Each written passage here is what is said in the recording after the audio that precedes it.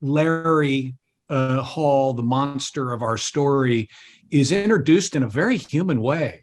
And he's brought in by guys who are actually supportive of him and say, oh, Larry's not your guy.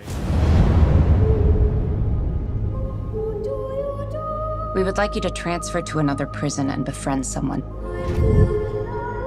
We suspect that this man killed 14 women, but we only have one of the bodies. Larry has vivid dreams. Tell me about him. In my dreams, I kill women.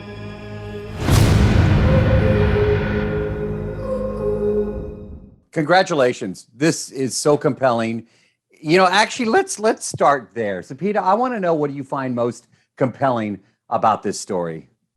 I mean, the fact that it was inspired by true events, that blew me away, because I read the script first before I dove into the research process. And I thought, I was sure that Dennis had embellished certain story points.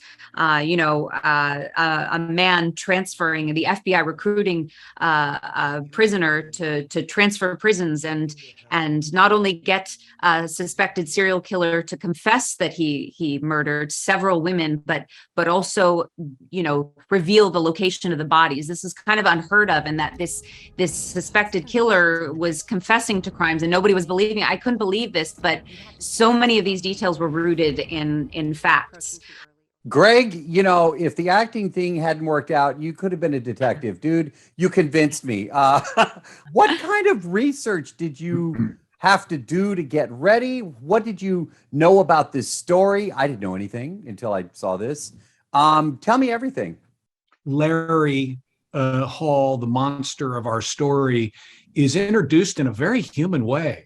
And he's brought in by guys who are actually supportive of him and say, oh, Larry's not your guy. And I love how Brian Miller, a former Vietnam vet who used to dismantle bombs, was so, sort of task oriented and wouldn't be manipulated by the kind of general voices around him telling him to look another way. He kind of looked through the noise and stayed on point. We had a wonderful time working with Seppi. Really, she's fantastic in this show. And we, as you know, when you watch it, I mean, these two have a long history together that has to be formed immediately. And, we met, had a, wonderful time making this. And it was great fun trying to kind of build a relationship that felt lived in. Mm-hmm.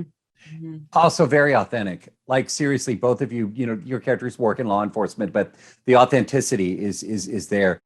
If you think you could be in danger, you are in danger.